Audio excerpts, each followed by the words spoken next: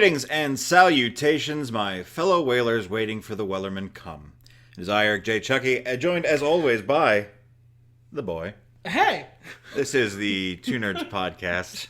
Don't like how you phrased that, I'm just gonna be honest. You're gonna keep it 100% with you, Chief. I'm not waiting for the Wellerman come. That's not a thing you can restructure that way. He brings us sugar and tea and rum. If you have any problems with the Wellerman, I'll take my leave and go. Oh, alright, I can't improve on that. So, Movies. In the year 2020, which is over now, we went through and did a whole series of podcasts basically on every movie I've watched since 2013 and he's watched since 2012. We keep a big list of them, and we did little mini reviews for all of them. But we did watch movies during 2020. We had a lot of time. So, And yet. That's what you call foreshadowing.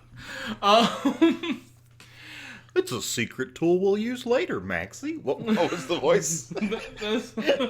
That, you got it. So we did watch a lot of movies, or he watched a lot. I watched a minimal amount.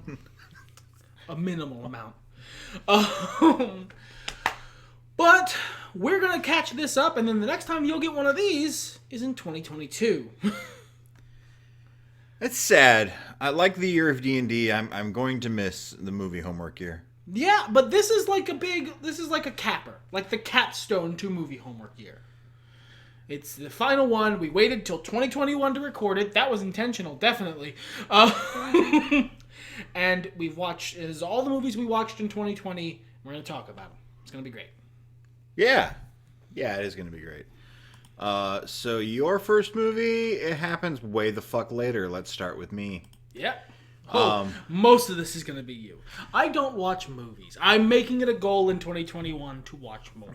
I watched As Above, So Below, which came out in 2014, and I wanted to see in theaters. So for the first time in 2020, I watched As Above, So Below. How was it? Good. I liked it. It was one of those more... It sounds kind of wanky to say it's a cerebral horror film, but it's not like jump scares and... I would take no cats jump out of cabinets in it. Yeah, I mean, like, maybe there's one or two, but for the most part, it's very atmospheric.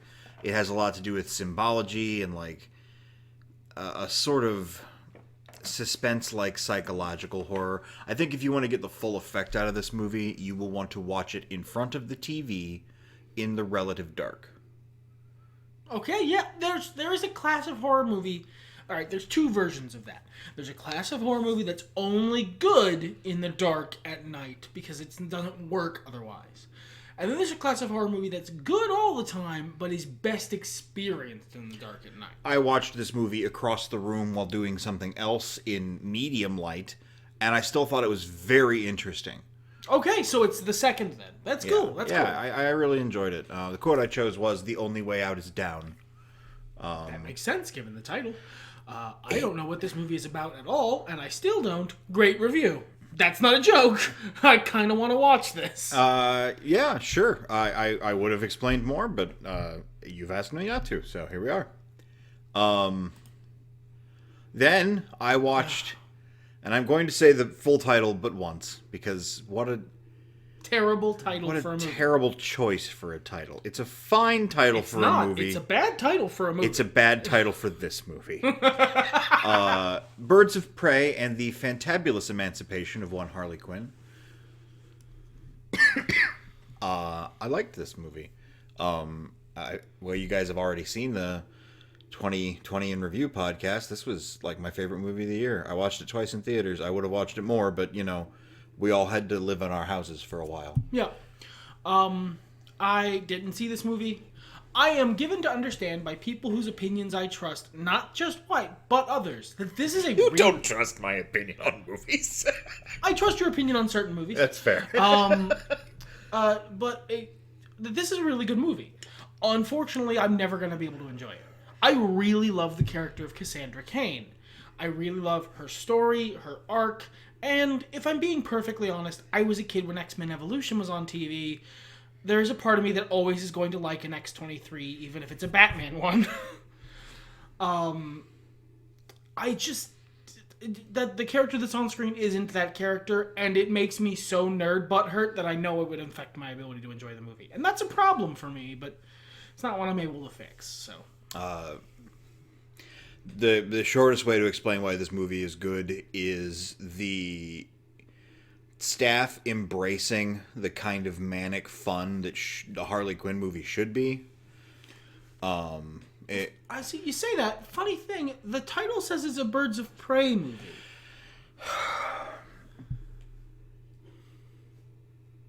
So, like, the thing I hate about this even more than most origin stories, well, there's two things.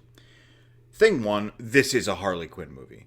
I don't know why they named it this. I don't know why they named it this. I don't know why they named it this. The only scuttlebutt I've ever heard on that is that it was originally intended to be a Birds of Prey movie, and then Harley Quinn popped off so hard in Suicide Squad that it became a Harley Quinn movie. I mean, that's like keeping Blue Harvest. It's just not that movie anymore.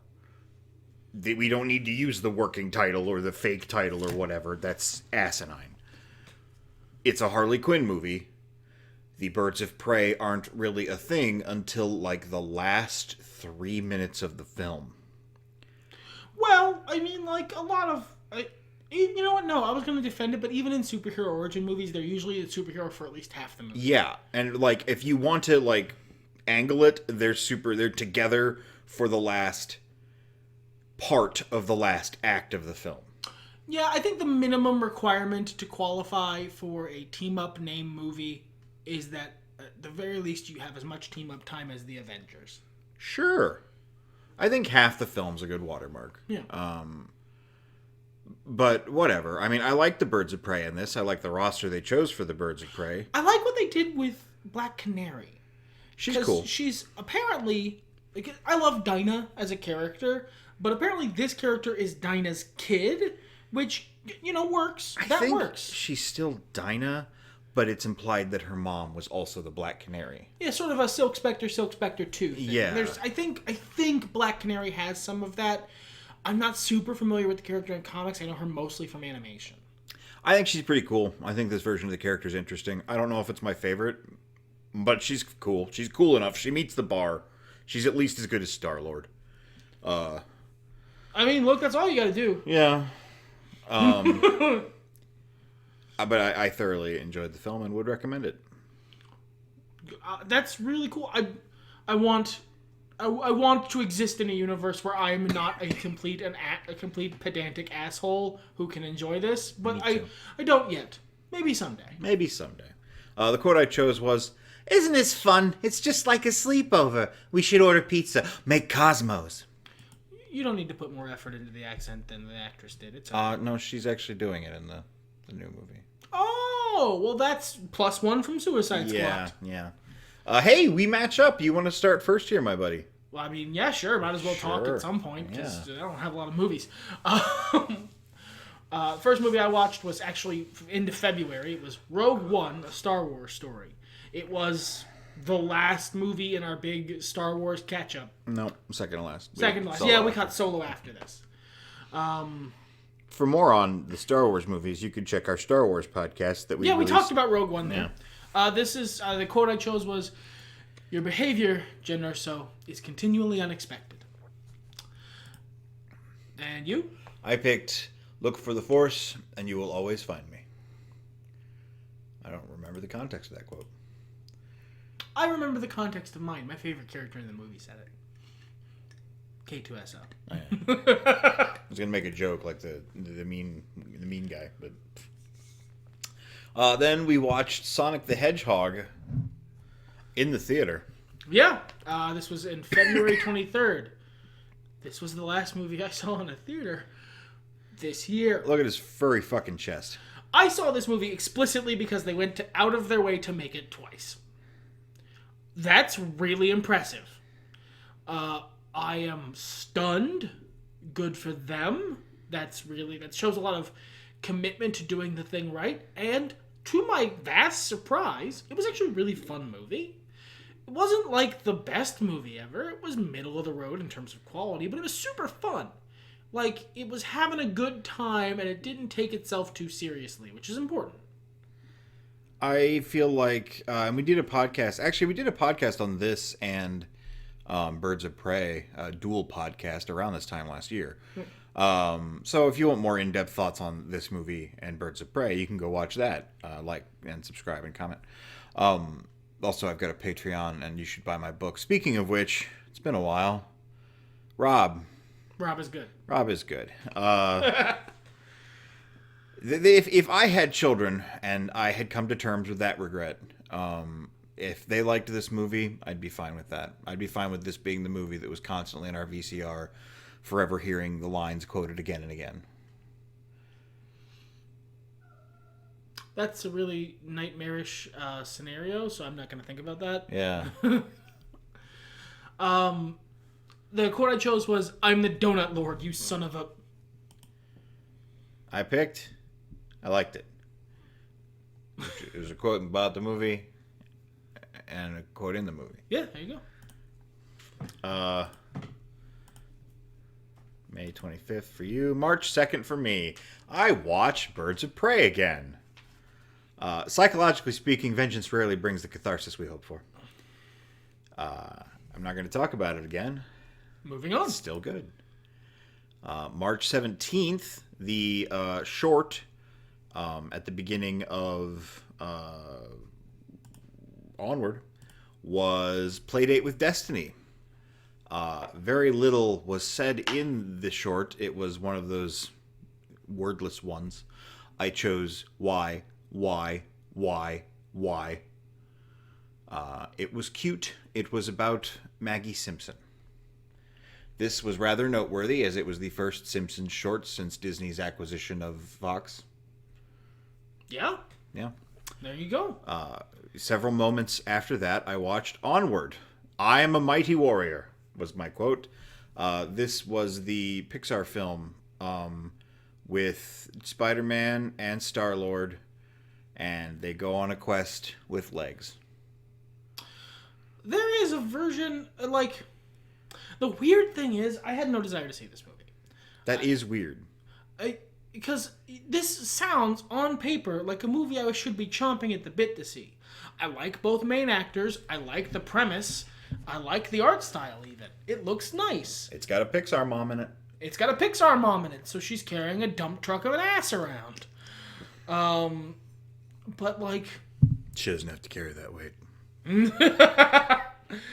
But, like, Share the load, Mr. Frodo. But, like, I don't care. I don't know what it is. I don't know what magical reverse alchemy they pulled. I do not give a shit about this. I kind of get you, because, like, I wasn't, like... You used the phrase chomping at the bit, and, like, when you said that, my brain went, whoa, I don't think we need to go that far. Calm down, good buddy.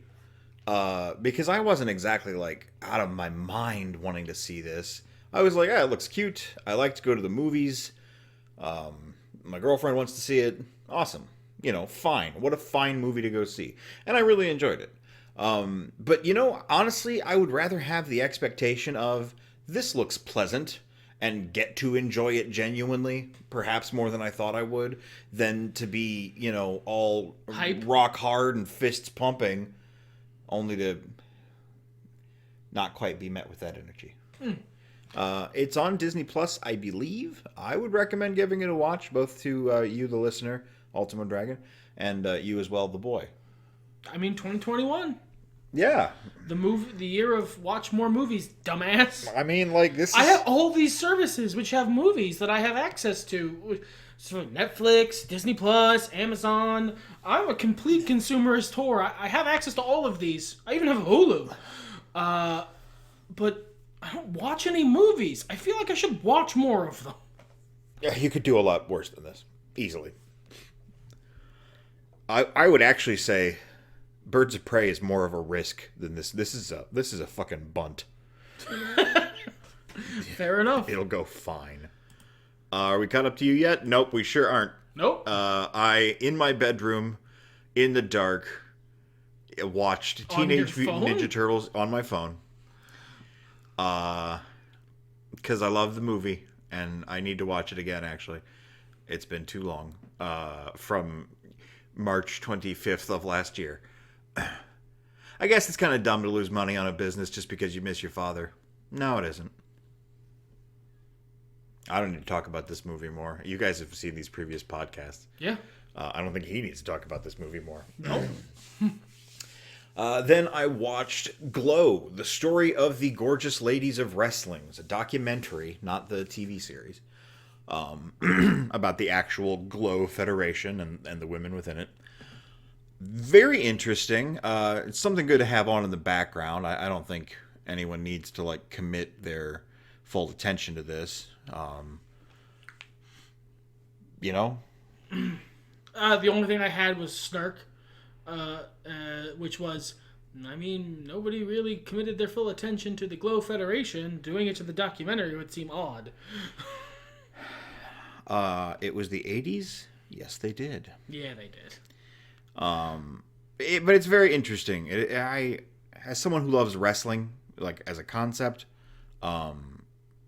and doesn't know much about Glow until now. You know. Yeah, it was very interesting. The quote I chose was Fiji's little part of their song. Fiji, Fiji, I love to hear it. Thank you, fans. You're all so dear. I'm always happy I don't sing blues. When you're on my side, how can I lose? Hua! So it was bad. I mean, Song? again, it was the 80s, and it was rap. And it was mainstream. No, it still should rhyme. Like, even more so in the 80s than now, in fact. It should rhyme. I'm not saying it as an excuse. I'm not disagreeing with you. I'm just saying that's how that went.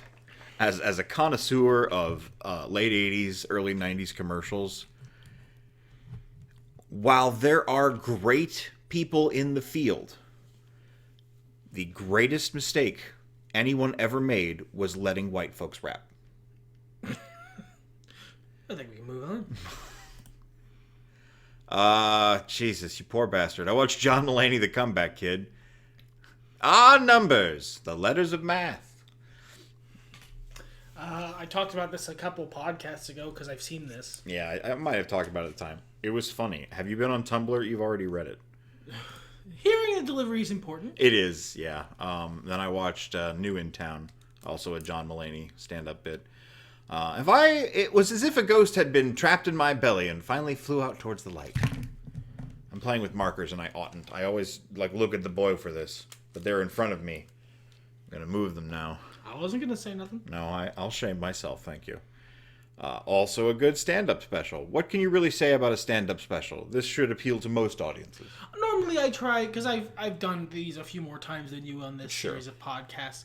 I try and give someone an idea of, like, if you aren't familiar with the comedian, like, what kind of material they do. But to be honest, I might be the last person to have seen this comedy. Yeah, that's everyone knows this comedian. Yeah. Okay. All right. Here we are. Go back to you for now. For all of one movie. This is a movie I saw on, like, it was March, it was May, May. Jeez, February to May. Wow. And I felt like watching a movie, so I threw on the first thing on some streaming service that sounded good, so I ended up watching Braven from 2018. The quote I chose was, I got a sniper in the front woods. I'd like to take him out. It is a story of normal people being confronted with unexpected violence from criminal elements. And one of those normal people happens to be Jason Momoa. So that doesn't go well for the criminals. He's not even playing like a ridiculous like cop or like, soldier or something. He's playing like he runs a logging facility. Like, he just also is at the same time Jason Momoa, so it doesn't go well for them. My favorite character is actually his dad in the movie. Wow, this is a film that includes not only Jason Momoa, but a precocious young brunette girl. And your favorite character is neither of those? Well, the brunette girl doesn't do any murder. That's usually an important... That's fair, that's fair. But, like... Yeah, no, the dad is really cool. He's, like, struggling with what is clearly some form of Alzheimer's. But when he's lucid, he's, like, way harder than Momoa. Oh. That quote's actually the dad, who... Like, I don't remember Jason Momoa's character's name. I'm gonna be honest. I don't remember the names of any of the characters in this movie at all. He's like freaking out because suddenly there are murderers here, and the dad just calmly grabs a gun, goes up to the second floor, and begins shooting them. That was him requesting permission to deal with the sniper to like. Well, I'm gonna. Can I kill this guy before he becomes a problem? Is very cool. Like, the only reason there is a conflict is because the dad's lucid moment only lasts so long. It's fun. I remember you explaining that movie to me just after you watched it, and it sounded like a good sit. It's a good sit. I like the subgenre of every man fights against insurmountable odds action movie. Yeah, it's a fun. And, like... He is surprisingly everyman-y. Like, he doesn't fight like an action star. Like, fights like a brawling dad. He just also happens to be gigantic, so it works out well. And you know Jason Momoa has had a lot of fight classes for all his various things. They could have done something much fancier and chose not to, which is interesting. Yeah, I agree. Why don't you intro the next movie, since you only have so many? Okie dokie. The next movie I have is... June. It's The Losers from 2010, which I chose. That's right, bitches. I got a crossbow. I'll go ahead and get my quote out of the way here. I chose Bang Bang. This is a good-ass movie. Yeah, it was a lot of fun. Like, and this is a movie that I had never even heard of, really. And I was introduced to it by a friend, and I am stunned that I had not already watched this movie 4 times. It is a you movie. Like, when she told me about it, I was like, oh, the boy needs to see this. Like, a squad of A-team, like, charged for a crime they didn't commit, hard asses, have a cool bad guy time, and they're composed of, like, Jeffrey Dean Morgan, Idris Elba, Zoe Saldana, and fucking Chris Evans. How did I not already love this movie? What the hell happened that I didn't know this existed? Bad marketing or something. It's even based on a comic book. Yeah, it was even based on a comic book. I should have been told about this movie, and I wasn't, which tells me the marketing had to be terrible. Yeah, must have been. I liked it. I was in a bad mood when I started watching it for unrelated reasons. I was in a good mood by the end of it, so. And a movie's got to be real good to be good enough to get you out of a bad mood. Yep. So, high praise. Hey, speaking of which, we watched Solo, a Star Wars story. I think this, much like we talked about it on the Star Wars podcast, for me, the big takeaway from this movie is always going to be, how the hell are you people so mad at it? They did a great job. Oh, this is probably my favorite Star Wars movie. If I didn't have The Mandalorian, I would say the same thing. The quote I chose this time was, "Do you want anything? Equal rights?" The quote I chose was, "I hate you. I know."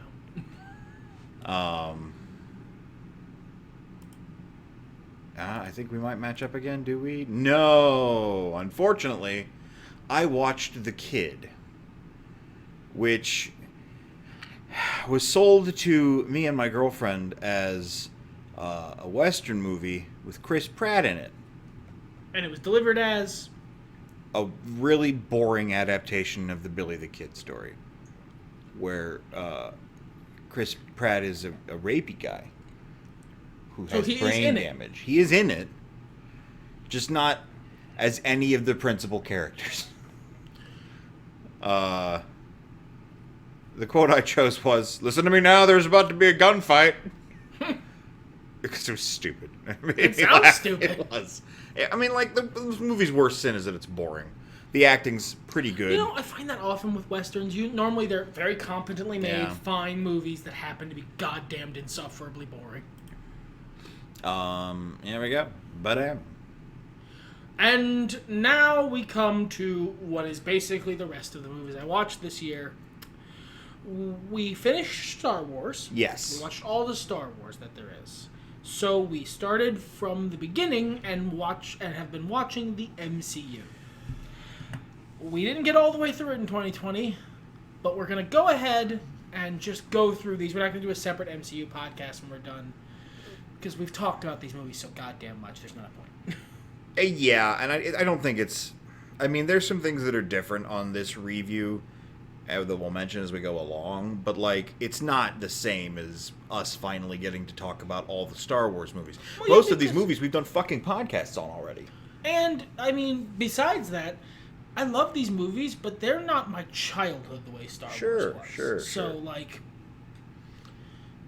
I mean, it's different. It's not the same. I will summon up the rather cynical opinion of George Carlin and go, how can you be nostalgic about a time such as a little while ago? Yeah, okay, I saw these movies 10 years ago, and I was a different person 10 years ago, but it was only 10 years ago, guys. So, the first one, obviously, is Iron Man. We did get the order wrong very early on, but I like the order we watched doing better, so we'll probably be doing that order in the future. We also didn't watch The Hulk because nobody cares. I don't count the Hulk, if I'm being completely honest. I've never seen the Hulk, the Incredible Hulk, the Edward Norton movie, nor do I plan to. Fuck him. To quote a legend, fuck him. First movie we watched was Iron Man. A little ostentatious, don't you think? What was I thinking? You're usually so discreet. I'll tell you what, throw a little Hot Rod Red in there. Yes, that should help you keep a low profile. I chose... Don't waste it. Don't waste your life, Stark. That's good. That's a good quote. Iron Man holds up, man. Yeah, it is of its time. Hoo boy. They made half that movie without a script. Okay, that's interesting. I believe it. It was during the writer's strike. Ah, wow, even more of its time then. So that, like, Jeff Bridges, that's the name, yeah, tells a funny story about how he got hired in for the movie, and he would come in every day, and there would be a scene that he'd be given, and, like, he would do that scene, and he would go to Jon Favreau, like, what are we doing here? And Jon Favreau was like, relax, we're doing it live.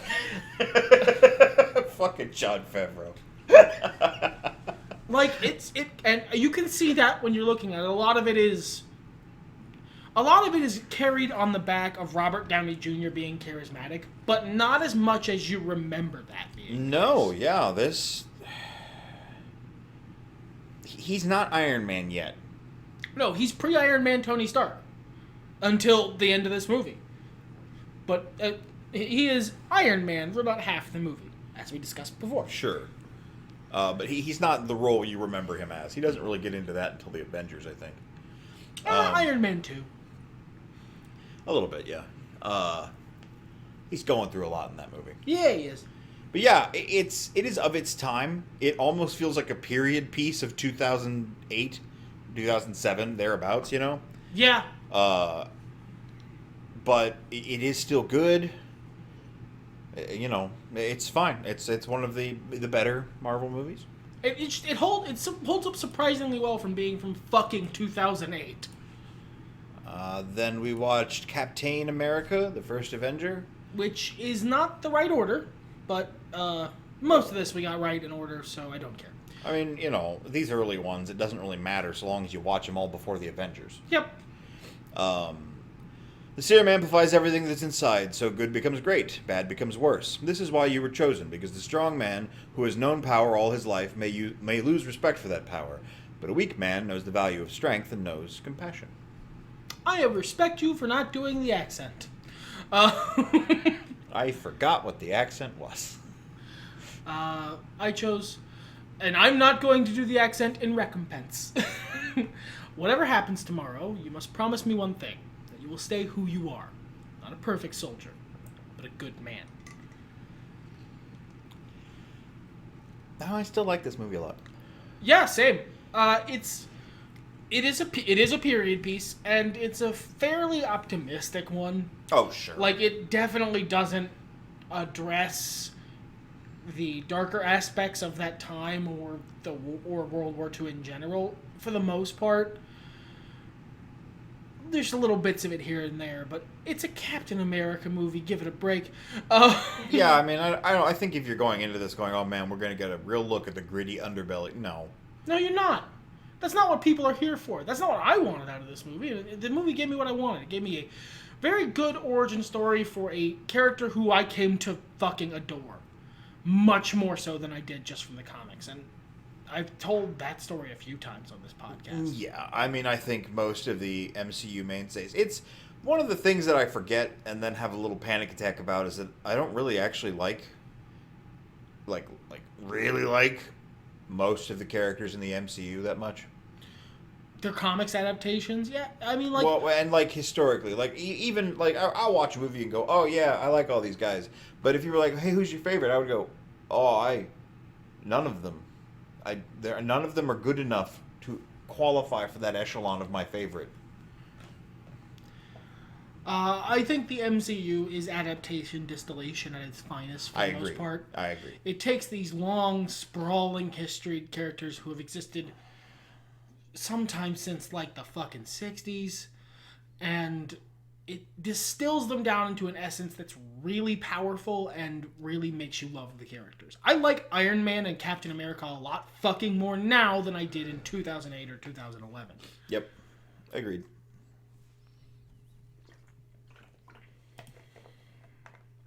Did I watch a movie in between these? Nope.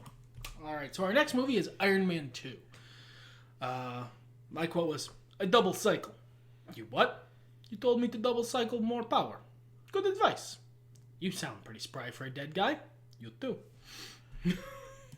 Quote I picked was, "Look, it's me. I'm here. Deal with it. Let's move on." Terrence Howard didn't need that smoke. But he asked for it. Yeah, he did. Oh. This was a fun movie. I maintain this was good.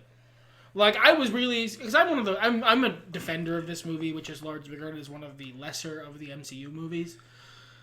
I was scared that this was going to be like a Phantom Menace situation where I would go, oh no, it's terrible! No, this is fine.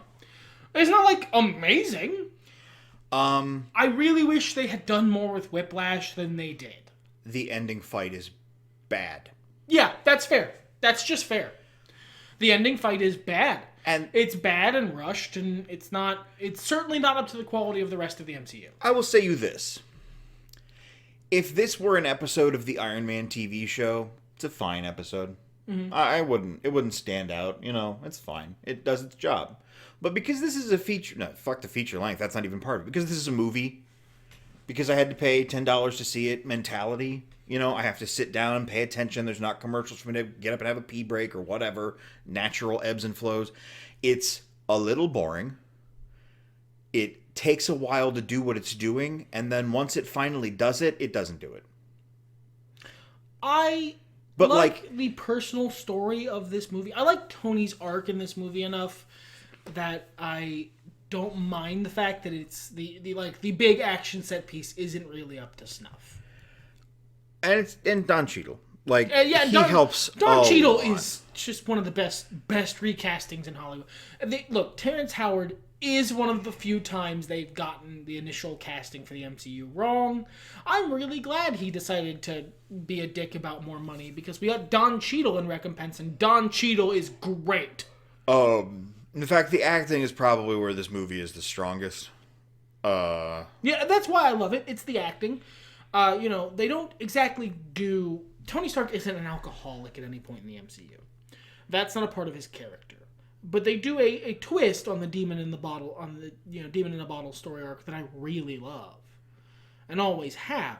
They modernize it and give him flaws while at the same time keeping him less conflicted for the audience they're aiming for, which is good.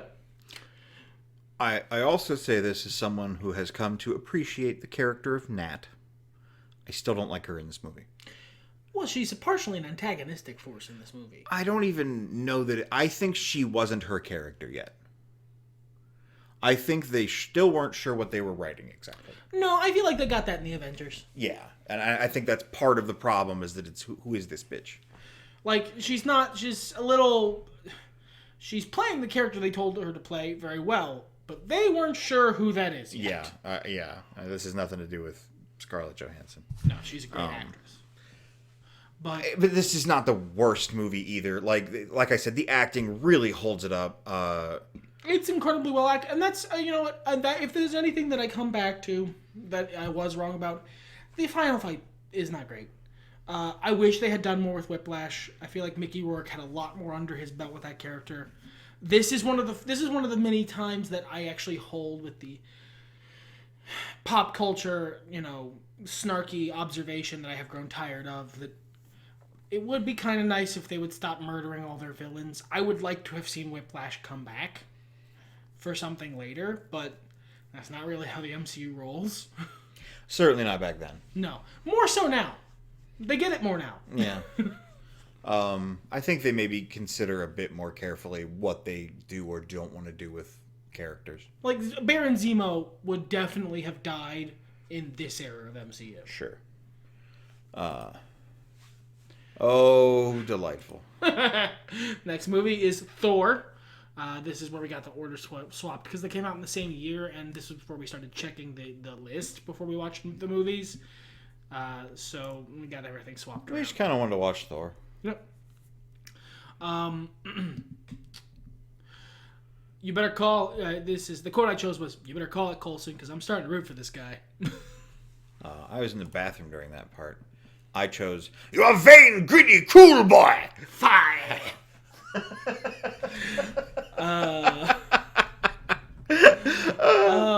I fucking love this movie, but it is not terribly good. No, this is one that does not hold up as well. No, I love this movie. It is a fun movie to watch, but this is honestly, for all people give Thor the Dark World shit. No, this is the worst Thor movie. Yeah, it's probably the worst movie in the MCU.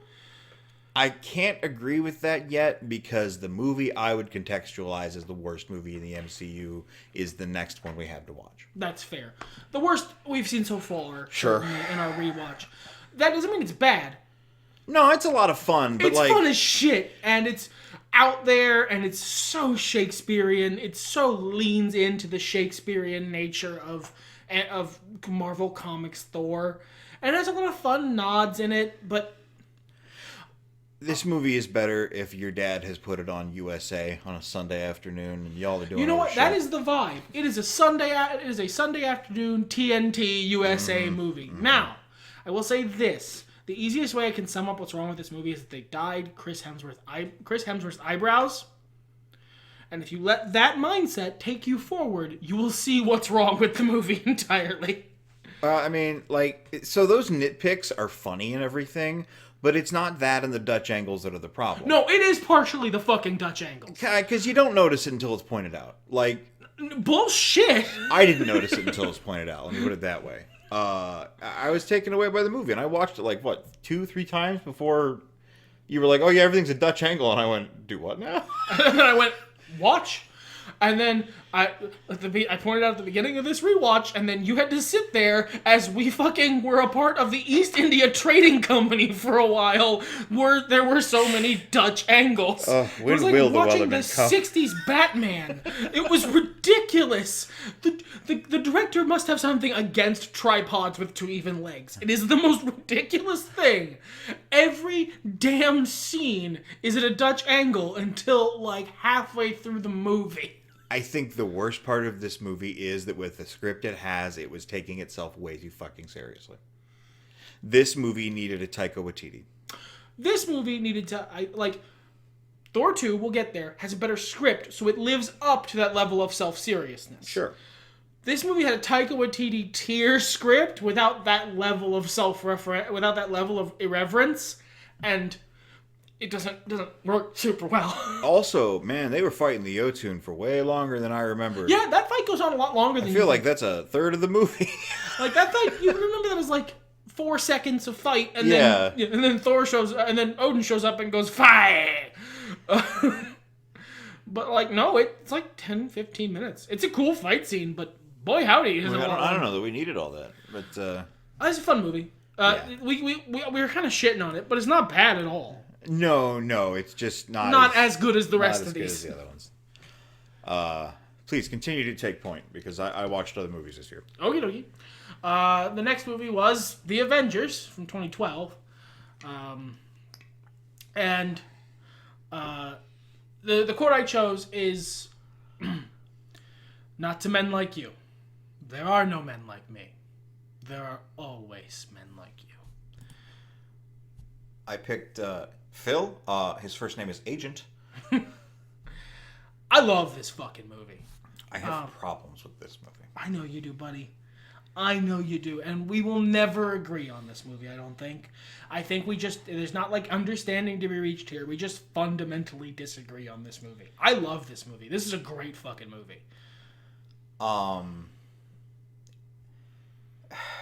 Especially in hindsight. And actually, no, I want to tell this story. Yeah, please do. Because it put a fear in me that I was glad wasn't realized. Okay.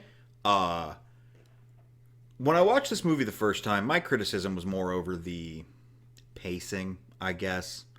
Not any one concrete criticism. It was just kind of all over the place. It didn't flow the way I would have had it flow, or the way I, as an observer, would have liked for it to flow to feel good in terms of telling a story. It was a little stop-start. Sometimes it was way too fucking aggro, and sometimes it was way too slowed down. But that was my criticism at the beginning, and still, I was still mad at Nat back then.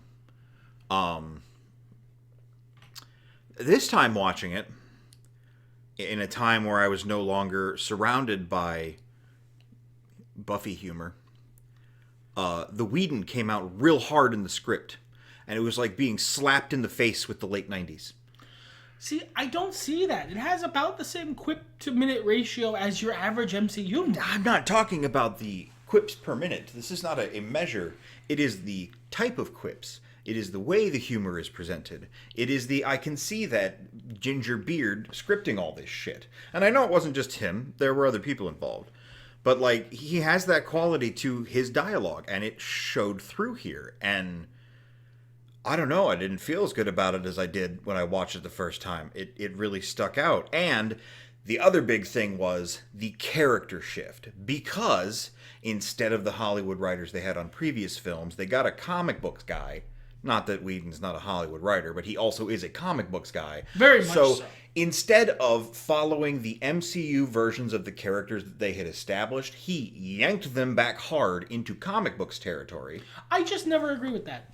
Like you say that, and I always disagree. And I don't feel like it's like, a 180 or anything. I just feel like we've shifted the dial to the other side.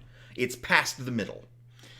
I just don't agree. And that's fine. Fundamentally think you are incorrect there. They certainly develop more fully into the characters that they are becoming.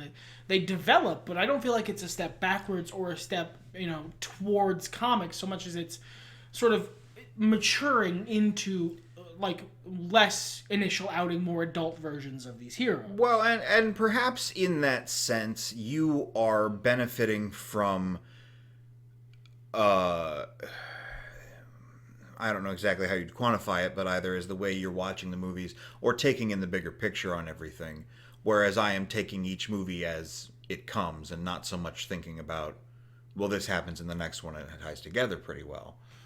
Whereas I look at this as a big-ass TV show. Sure, and I don't binge watch. So, like, that might be another facet of it as well. I can only really accept it as it comes, and, whatever I remember from the other shows being a different thing. I mean, obviously, there's some things I can't strip myself of. I don't hate Black Widow anymore. I feel like your reaction, your eternal reaction to Black Widow, and your amusing insistence in calling her Nat most of the time is a great mirror for how I would have to treat, for what Cassandra Cain would do to me in the Harley Quinn movie. Like, that's about what you would see, is I would just be mad at the movie because of this situation. And that's not really No, it's not it's not what's happening at this point. Okay. You're definitely over that. You've come to accept the character on her own terms. Sure. Which I think I could probably do if there were like 4 movies with that character for me to like slowly dip myself into the boiling water and get used to it. But I like this movie. I think it's really good. I think it's a really good, and a really good way of melding the characters together. And they are a little different from their solo outings. I'm not going to pretend like they're not. They definitely are a little different. But I just don't see it as a negative thing. And I certainly don't see it as them being towards comics, because a lot of them aren't. Like, Tony Stark in this movie is, if anything, more different from his comics adaptation at the time than he was in his solo movies. They really lean hard into the Robert Downey Jr. in this movie, more than like comics Tony Stark. I think a lot of the pointless antagonism of the villain Iron Man from the comics comes through here. Whereas, like, I don't see that. I see him as, like, the only time that comes through is for story reasons. Sure. And, like, it's not really a thing that happens otherwise. Well, and that's another way to explain it, is that they've only got so much real estate to have these characters do their thing in. So instead of there being a natural character development that plays out at a reasonable pace to bring us to where some of these characters are now, we just kind of have to get there. There are only so many minutes for the movie. Yeah, I feel a lot of that with Thor's characterization, actually. He grows up an absurd amount between Thor and the Avengers. Because, like... Well, he's had to deal with a lot of shit. We're on a time clock here. Yeah. You gotta... Let's move it along. Move it along. I feel like Thor's feels the least bad. Maybe Cap's is also okay. Yeah, Cap is fine. Yeah, he's got that fish out of water thing going on. It makes him a little goofy, which is... I like that. He's a little grumpy, but, I mean, you would be. Sure. I wouldn't call this the worst Avengers movie, the worst MCU movie by any stretch. It might be lower than the midline for me, but... As always, as much as I might complain about it, it's one of those things. It's not that I think it could be perfect with a couple of tiny fixes. I think it could have been better. Yeah, no, this is like, if you have a problem with this movie, if someone were to have a problem with this movie generally, not even just you, it's a structural issue. Like, it's not like other movies, which shall remain nameless on this podcast currently. It's not that it's a few tiny, like, small changes away from greatness. It's that if you have a problem with this movie, you have a problem with the movie. Like, it structurally would need to be changed from the ground up, pretty much. I mean, there's a lot that I think you could keep, but we'd need to rebuild the foundation. The whole storyline would need tweaking at the very least. Sure. What gave me a lot of fear is that the Whedoniness, being part of my teeth grinding at the dialogue, made me scared for Age of Ultron, because he wrote that too. And I love Age of Ultron, and I didn't want to be scared. Moving on. I watched Phantom of the Paradise, the 1974 cult classic film. My girlfriend got it for me for my... Good God, are we already in October? Wow, I guess we are. Yeah. For my birthday. No, she got it for me for Christmas last year. For my birthday, we watched it. This has been a hell of a year. Hell of a year. Time doesn't exist anymore. Yeah, what the fuck. I thought this was really fun. It's camp and weird and definitely smacks of the era visually. It's got some cool songs in it, cool performances. Beef. The quote I chose was... The party of the first part gives the party the second part and his associates full power to do with him at their pleasure, to rule, to send, to fetch, or carry him or his, be it either body, soul, flesh, blood, or goods. What does that mean? That's the transportation clause. It's basically a combination between Faust and the Phantom of the Opera in rock and roll terms. Okay. I can't fathom watching that movie. No, I can't fathom you watching that movie. Next movie we watched was Iron Man 3. You walked right into this one. I've dated hotter chicks than you. Is that all you got? A cheap trick and a cheesy one-liner? Sweetheart, that could be the name of my autobiography. Did we say we were talking about Iron Man 3? Yep. I forget. I fixed stuff. Yep. I love the quote I picked for this because at the end of the day, a cheap trick and a cheesy one-liner. I have to say, through the solo Iron Man movies, the build of Tony's character toward the end has been phenomenal. And I like that we don't get any solo Iron Man movies after 3. I like that that's the last one, because he's done. Like, Tony has character development from there as a character. Yeah. A lot of it. But Iron Man is done. Like, he's completed as a character. He's gelled. He doesn't need his own ongoing. That's one of the great things about the MCU, is that the comic gets to end at some point. One of the things, and you kind of mentioned this last movie when we were talking about the Avengers, that I noticed when we were watching Civil War, which we'll get to, that I like about the MCU is most of them don't call each other by their superhero names. Yeah, like if they do, it's like kind of a weird dig, almost. Like they're giving each other shit. Mm-hmm. Except Thor, because that's his name. Do you hear? That's his name. It's a long, drawn-out joke. You'll get it eventually. But like Thor is the only, because Thor doesn't have a superhero name. His name is just Thor. Mm. Like if he had those same powers and his name was Bill, he'd be Bill. Beta Ray Bill. Hey, exactly.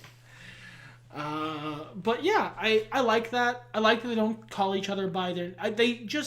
It's a great modernization of the superheroes, that they are adapting. Mm-hmm.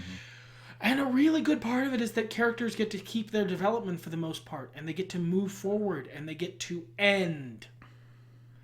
That's really good. I like that there's no more solo Iron Man movies. And I love this fucking movie. Yeah, I love this movie too. It's still very good. Maybe not quite as good as I remembered, but much like how all of my best memories of Fallout 3 were actually Fallout New Vegas, all of my best memories of Iron Man 2 were actually in Iron Man 3. And that's a totally fair statement. So, I totally get that. I really like this movie. It has great pacing. It has great acting. It has a fun, very cathartic, very rewarding final action set piece. Yeah, that was good, huh? Trevor Slattery is great. Don't at me. That's a great twist. But like, I don't know how much more there is to say, really. We did a podcast on it. Yeah. Hey. Thort. Thor: The Dark World. Darcy, Jane, Ian, Selvig, Mew Mew. What's the quote I picked? I better get my pants. That's my quote. I wish they could see the picture that you have. It's beautiful.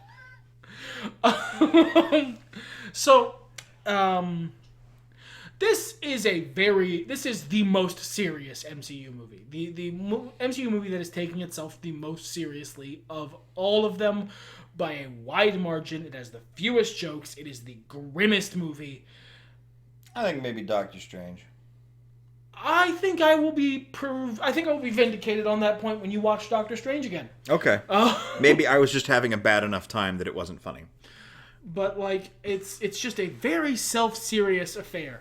I like it anyway, but it's certainly tonally different than the rest of the movie, and I think that's why it gets shit. It has jokes though, but it is tonally different. It's definitely the dark horse of the Thor series, but I mean that in every way. It's not a black sheep. It's a dark horse. It's really good. Yeah. It's really well made. The acting's good. It's got an interesting set of dilemmas. It sets up so much, and not even in knowing how well they pay it off, just in seeing how well they bridged the shit that happened in the first Thor movie to this Thor movie, watching this and seeing everything that happens in the aftermath, you have to be excited about where is this going to go. How interesting. Now we've got, Thor's issues with this. Now we've got, Loki is in this situation. So on and so forth. Like, this movie is so... Yeah, it was very intriguing at the time, and they played off... A lot of it really paid off really well. Yeah. But, like, I don't begrudge the people who think this is the worst MCU movie. Because it is very tonally different from all but one MCU movie, and it's not as good as that one. So I can understand why You're speaking of Captain America? Yeah, The Winter Soldier. It's the one movie, like, they're both, Captain America Winter Soldier is also very self-serious. At the same time, I think that's when Nat gets her character development the most, when she really becomes a great character. Yes, I agree. So, like, there's so much going on there. Winter Soldier is better than this. This is a good movie. I like this movie. Winter Soldier is less serious than this. This is the most self-serious movie in the MCU. But they're the two that are totally similar because they came out at the same time. This was kind of the MCU's angsty teenage phase. And, like, I understand why people give it shit. I do. I don't even begrudge that. But I don't agree. This is a really good movie. Also, the Dark Elf designs are so good. They're so cool. And so Christopher cool. Eccleston does a great job, as always, in everything he's in. Speaking of which, we watched Captain America, the Winter Soldier. Yep. The picture I chose was harder, but the quote was, 41st floor, 41st. It's not like they'll put the floor numbers on the outside of the building. I chose, couldn't leave my best girl, not when she owes me a dance. You went very heartfelt. I've done that the last 2 times I watched this movie, so I went with something funny. Yeah. Well, last time I chose the I've been Adam, or whatever the fuck that guy's name is. Yeah. This is actually something that changed during our rewatch for me. This, I think, is probably the best MCU movie. I've thought that for a long time. I don't think it's my favorite anymore. It's just... I couldn't explain why. I love it. It is an incredibly well-told, self-contained story that moves the world along in interesting ways that they stick with going forward, which I love.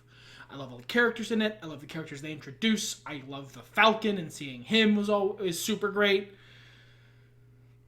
And it's a really, really good adaptation of the Winter Soldier storyline. Despite being a fairly loose one, to be perfectly honest. Mm-hmm. It's distilling the vibe down without feeling the need to reenact the Stations of the Cross, the Stations of Canon, and, like, slavishly one-to-one carry over everything from the comics, which is a thing that a lot of adaptations don't get right. There's a balance to be struck there. Yeah, I feel like they go too far in either direction, generally. They either go way too far away from canon or way too close to it. That why is this a movie? I could just go watch the comic. Stare at it and then flip a page and stare some more. It's a little more. Have Uncle Linkara read it to me. Exactly. Storytime with Uncle Linky would have gotten me the same thing, but with a much more annoying voice. You know what? Now that I say that. But I would say this is the best single self-contained MCU movie. It's not my favorite anymore. That's a later movie.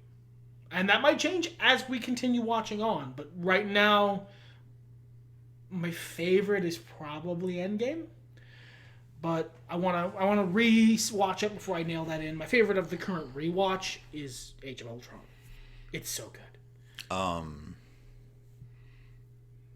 This has never been my favorite movie. And let me explain to you. No, that metaphor doesn't work. You know graphics cards? Yeah. Especially modern ones, not your weird 90s, 2000s fucking naked guy with big teeth on the card, or wizard woman with the boobies. But like just a graphics card. There's a big block of metal and plastic. And there's so much that it can do. and there's so much it can do. But what you're interested in is what the graphics card creates by its existence, not the fucking computer dick. That might be true for you. For most people who invest in graphics cards, the computer dick is definitely part of it. Well, okay, this is me. I'm not looking at it going, it's so graphics cardy. It's got so many gigarams. So many howitzers. They're functional for you. You want a good graphics card so that it can create good things. Not to flex on how good it is. There are parts of this movie that I really like, but like as a total package, I don't think it fits together great. And I think what it allows, where it carries us, is so much better than the sum of its parts. That being said, this is the opposite of the Avengers situation, the original Avengers movie. I love so much of this movie, but altogether, I'm not in any sort of compelled way to watch it. You know, I like Nat's character growth here. I like Cap's character growth here. There's a lot of funny scenes. There's a lot of great action scenes. Winter Soldier is probably my top 50 Marvel Comics characters. I like him a lot. There's a lot of good drama, but like, man, I don't care about the action scenes at the end. Makes me take a nap. And that's like... That's a you thing. That's an hour of film. I mean, yeah, no, it's a me thing. Well, and this might be the disconnect, honestly. And I've said this before, but super cynically. The end of this movie plays out a lot more like the kind of action movie you like to watch. Oh, this is very much more a me-style action movie than a you-style action movie. It's...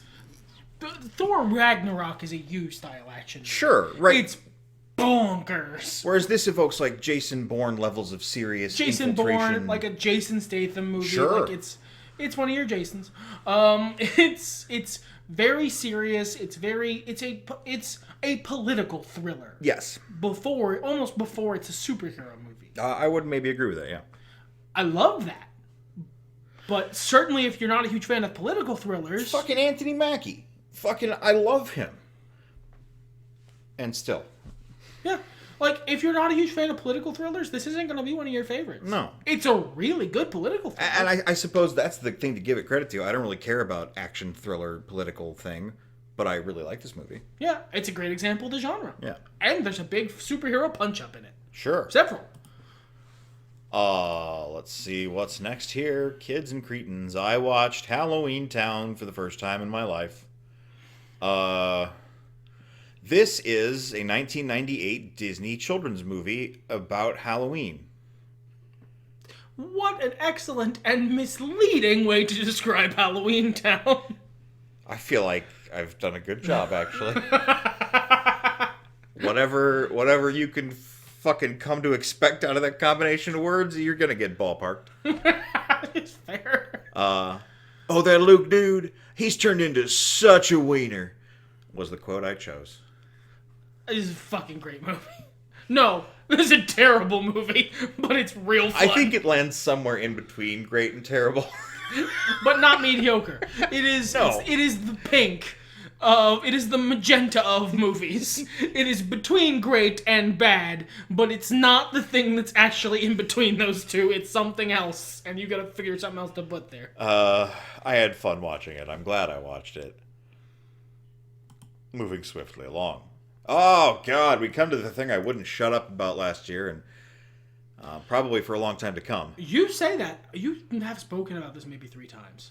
Okay, well, in my head, I would not stop talking That's about fair. it. I'm just to give you an example of what is happening outside in the world where you talk with words from your mouth. You don't talk about this super a lot. You talk about it a few times, but not a lot. So this is a documentary you can find entirely for free on YouTube through Defunctland. Disneyland's Forgotten Sci-Fi Rock Band live from the space stage. It's about the band Helix, which was a knockoff Star Wars band that played in Tomorrowland at Disneyland. I see a big white Wookiee. Yeah, he's cool. Yes. It is a very interesting take into, like, prop making, recruiting, how this all just sort of randomly came together. Like, it's Defunct Land, a documentary. Yeah, but like this specific thing they're talking about, what a great choice. Like everything else they've done in Serial, like the documentary series on how Walt Disney became inspired to make Disneyland, and then that came together. And the documentary series on Jim Henson, which, if you like anything Jim Henson related, do yourself a fucking favor. I mean anything. Those did better in small, shorts. But this is presented like a documentary with the interviews and the way it's cut. It's very well done, and the subject matter is very interesting. Go watch it. It's on the YouTubes. It's free. You don't have to pay for anything. Quote I chose was, "Wait a minute. Did you say Disney wants to do jailbait? We have to wait till you're older. You have to understand, baby. I want you, but you're jailbait?" What the fuck? That was her reaction. The quote is in reference to the woman who wrote one of the songs that Disney licensed for this band, called Jailbait. No, I know the song. I can tell. I read the words. Okay, well, moving swiftly onward. Then I watched Unfriended. I've wanted to watch that for a while. It's the horror movie that takes place over Skype. Topical. It was... I didn't mean for it to be, but here we are. It was as good as I expected it to be. So it was not very good. It was fine. Okay. What did you pick for a quote? The quote I chose was the thing I yelled at the TV, and then because this was largely filmed in ad-lib, one of the characters then yelled at the other character, "What were you going to do, shoot through the computer?" Perfect. That's a good moment in a horror movie. And it just... I thought this... Honestly, this movie is mediocre at best. I didn't expect more than that when I went to watch it, so I was fine with it. But the way they filmed this, very interesting. They filmed it through Skype. And it was basically all one long take. It's impressive. Yeah. I feel like that's a level of commitment to your craft that was not required of, nor indeed necessary for the movie Unfriended. No. It was a bad plot. With no one to root for. But it was still just interesting. So it was a horror movie made in the last 20 years? Good night, everybody!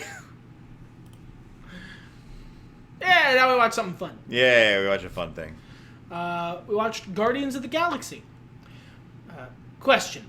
What if I see something that I want to take, and it belongs to someone else? You will be arrested. But what if I want it more than the person who has it? Still illegal.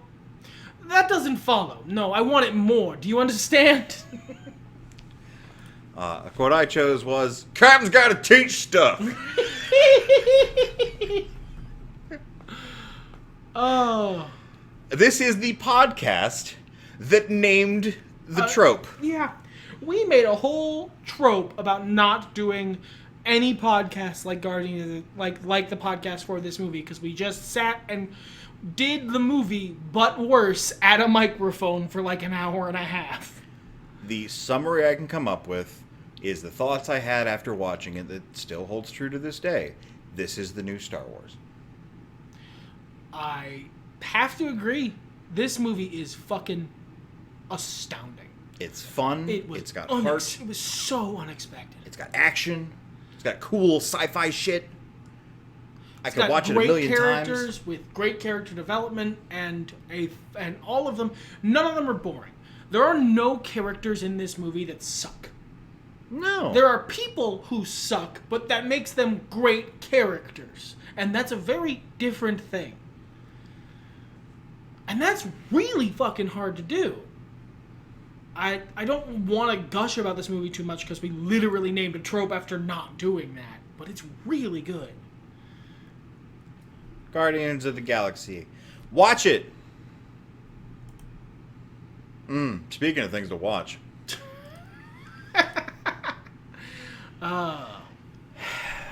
I chose next movie we watched was I almost just went in the quote, was You already know what it is. you know what time Ultron it is. Derulo. Given how you react to it, that's not inaccurate. Avengers: Age of Ultron. You didn't see that coming? Yes. I chose a quote and a hashtag. You will tear them apart from the inside. Hashtag Ultron was right. This movie's fucking great. God damn. I was so worried I was going to hate it. No. Nope. It is still so fucking good. Great villain, excellent execution, great storyline, tight. No wasted time anywhere in the movie. Fucking every little bit of it helps improve the movie. There's not a scene in this movie that doesn't make the movie better. That's fucking that's so hard to do. It is.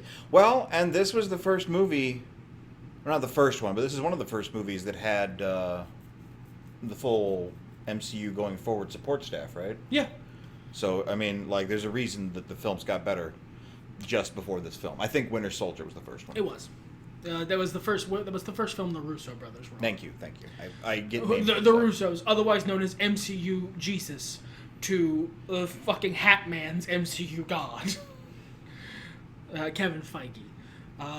But this movie's so fucking good. Everything, like, from the party scene, from the opening action sequence to the party scene, straight through to... Because it's a fucking roller coaster ride after that scene. That is the last resting moment in the movie.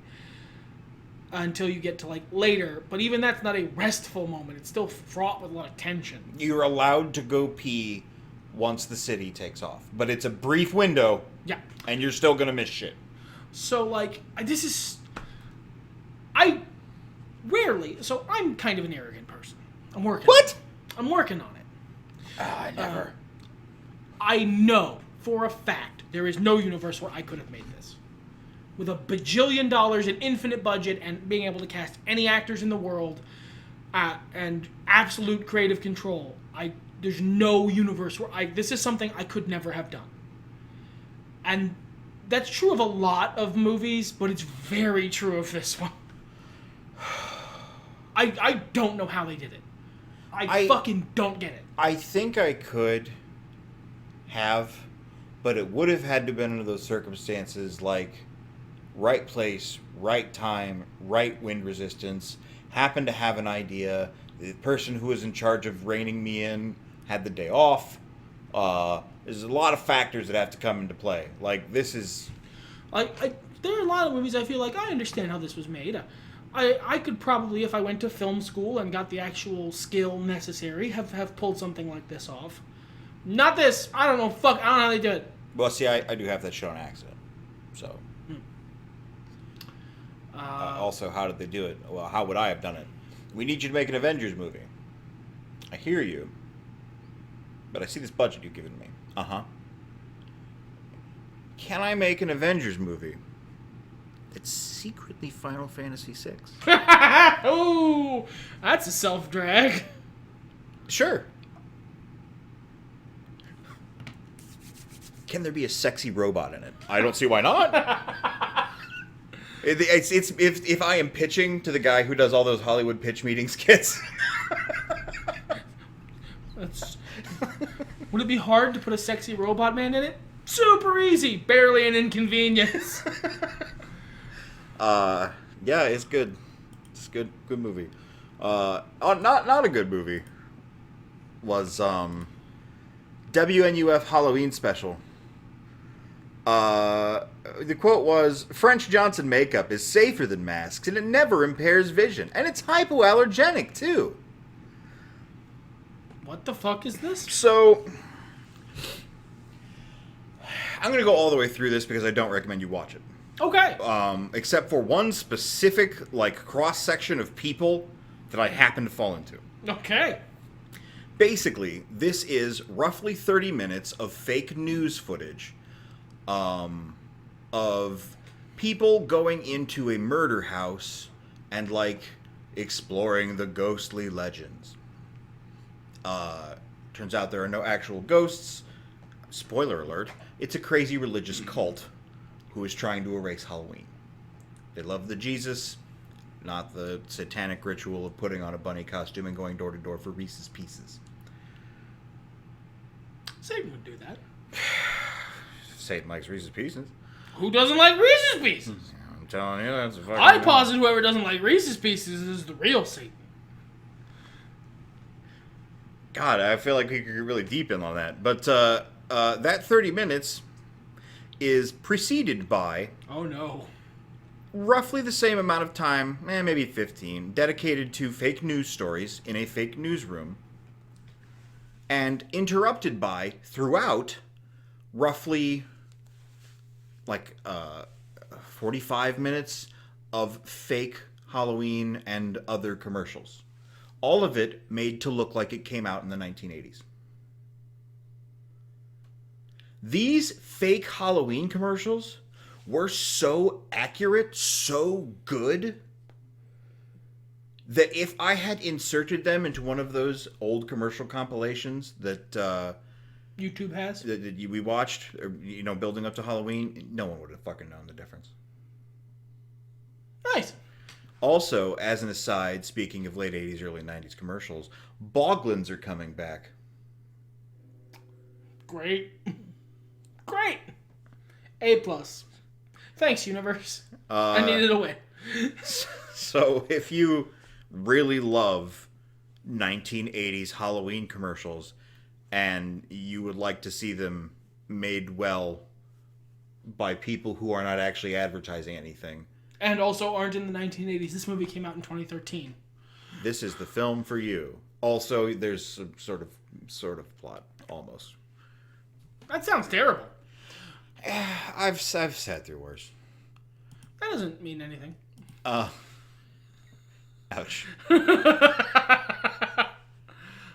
Finally, after 20 years, 25, I watched Fargo. I've seen parts of it, of course, but You finally sat down and watched it.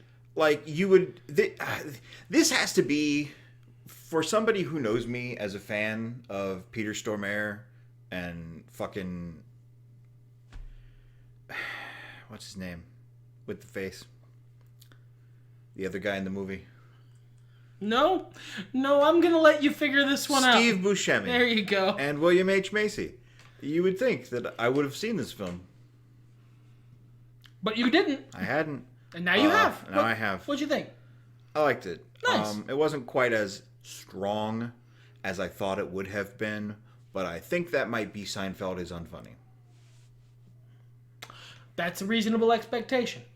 It was very formative in the comedic sensibilities and movie-making sensibilities of a lot of comedians and filmmakers that followed. I hesitate to call this a comedy in the same way that I would hesitate to call a Tarantino film a comedy. But it is funny. Yes. The quote I chose was, "I love you, Margie. I love you, Norm." It was good. I had a fun time watching it. Nice. Yeah.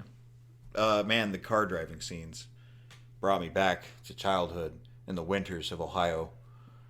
Driving in a car all bundled up, someone smoking in the driver's seat, looking out through the frosted glass. Everything is brown. And I can't. Fucking cliff racer overhead. I got nothing.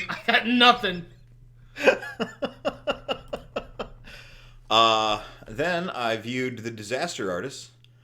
I did not hit her. It's not true. It's bullshit. I did not hit her. I did not. Oh, hi, Mark. This was okay. Was it better than just The Room?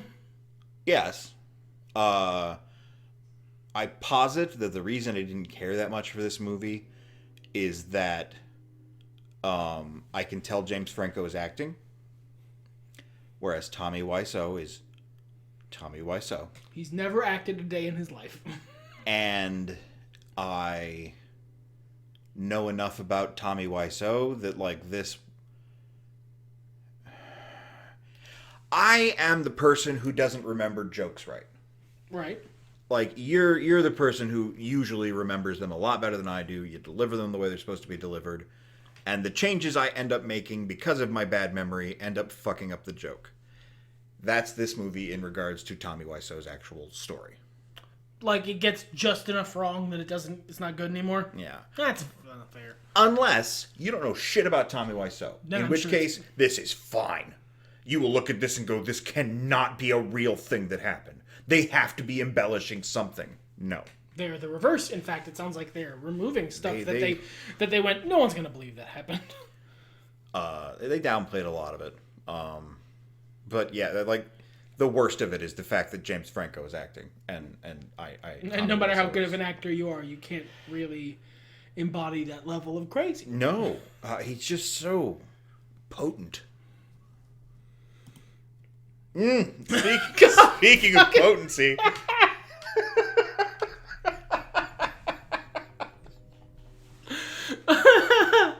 I don't mean to pat myself on the back, but my screenshots are fire this year. Yeah. We watched Ant-Man in our continuing MCU rewatch, which was wow. I mean, I saw the punch coming a mile away, but I just figured it'll be all pathetic and weak. Well, you figured wrong. Quote I chose was, Baskin-Robbins always finds out. Baskin-Robbins don't play. God! I'm going to move away from him so you can talk. This is a fun-ass movie. This is the movie that has the energy that the first Thor movie should have had. This movie takes its plot the right level of serious. Not completely out the airlock, taking, full-on Spaceballs comedy, like Ragnarok can be at certain points.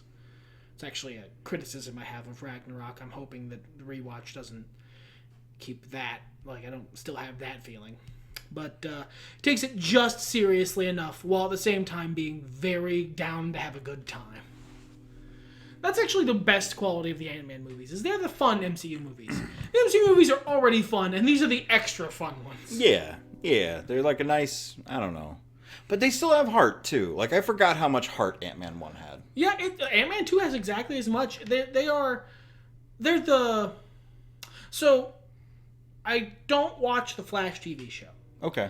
But I've listened to a lot of podcasts from people who've made the Flash TV show in one version or another. They've been guests on a lot of podcasts that I listen to. And they have a specific formula they follow. It's like heart, then story, then laughs. And I feel like Ant-Man follows a similar formula and it really works. Heart comes first, but laughs aren't off the table. They're also very clearly going for that. Sure. It's much more of an out-and-out comedy. A lot of MCU movies are other genres of movie that happen to have jokes in them. This is a comedy. I would agree with that sentiment. One more time before the road. I was going to make the Thor 2 picture the thumbnail, but I might have to go with this guy. He's got too much power. He does. We watched Captain American Civil War. Captain American Civil War. Hello, Captain American. I am here to break you. We watched Civil War. Who are you, Sheriff Town name? Are you incapable of letting go of your ego for one goddamn second? Turns out the answer was yes. No, the answer was no. He was for 1 second. No, because that second was preceded with, I am Iron Man. So, the quote I chose was, compromise where you can. Where you can't, don't. Even if everyone is telling you that something wrong is something right. Even if the whole world is telling you to move, it is your duty to plant yourself like a tree, look them in the eye, and say, no, you move. When the movie first came out, because it's been on my list before, I didn't pick that quote. Because I wanted to give people the opportunity to see it. Same. The movie's from 2016. You've had your chance. That is the best goddamn line in the whole movie. And it is an almost direct lift from the comics. They didn't give it to Cap, and it still worked, and I still love Cap in the MCU. Yeah. And that's saying something. Yeah. Like, it's a line that Captain America said in the comic books, a little bit more over the top because it's comic book. There's no river of truth. There's no river of truth. Look at his face though. He's like, "Oh, what happened to my river of truth?" But like, it's such a good piece of advice, and it was delivered so well by the person they gave it to in the movie that I forgave them not giving it to Captain America. I think it was a good idea not to give it to him, though, for a number of reasons. First of all, at this stage in Captain America's arc... The MCU version of Captain America. Yeah. He wouldn't say that. No. As we've discussed privately, I think, Captain America's storyline completed at the end of the first Avengers movie. Like, maybe midway through Winter Soldier. Maybe. But he was pretty well set by the beginning of Winter Soldier. And then it kicks off again starting in this movie and going through to Endgame. Sure. It kind of... I feel like he's just sort of re-embellishing. I don't think he gets tired. I think he has things to do, but there's not that much character growth for Captain America. I don't agree I don't agree with Endgame as a thing that exists.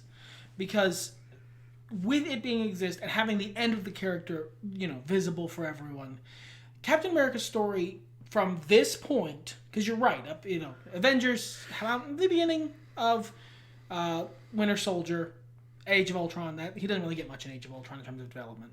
He just accepts who he clearly already was.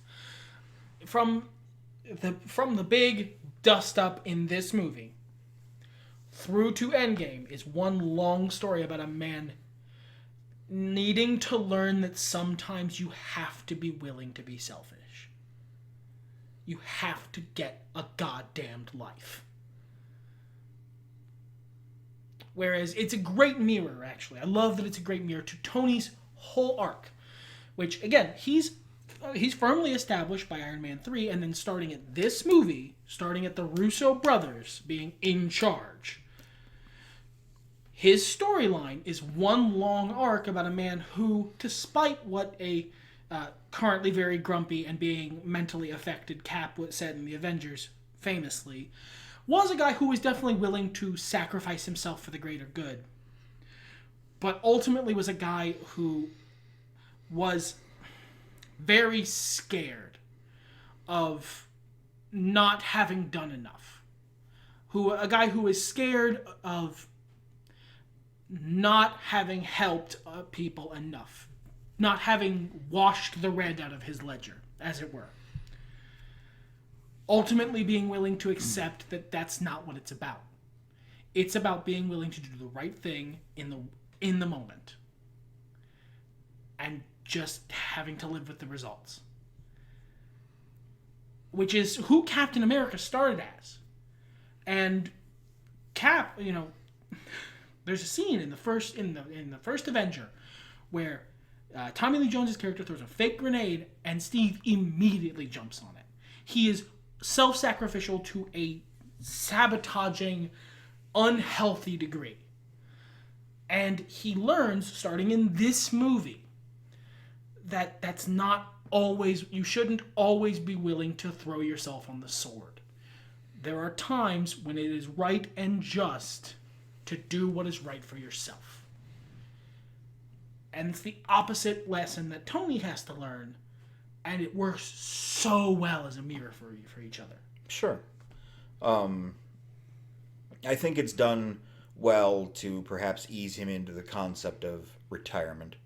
That doing the right thing for himself here is also the right thing. Because, Bucky is being falsely put as the problem, as the villain. And it is very convenient for him that doing the right thing and doing the thing that he really wanted to do happened to be the same.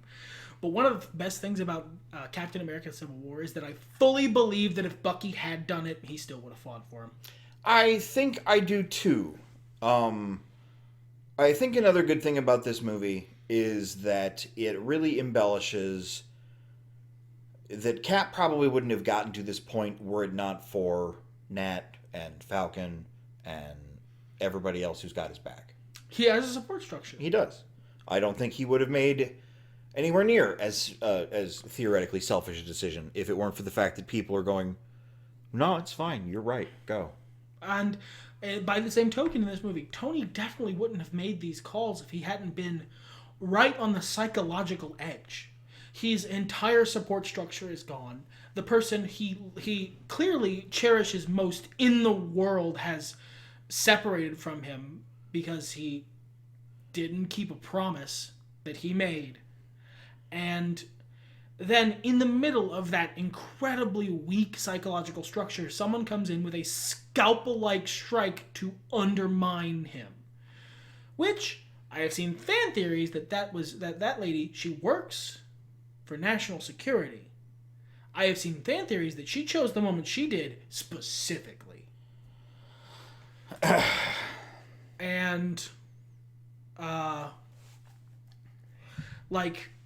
it means that he makes a decision which is ultimately the wrong one. But it's very reasonable for him to have made that decision. It's understandable that every choice Tony makes in this movie is incredibly understandable. I get why he's doing all of them. They make absolute sense for him as a character. They happen to be the wrong call.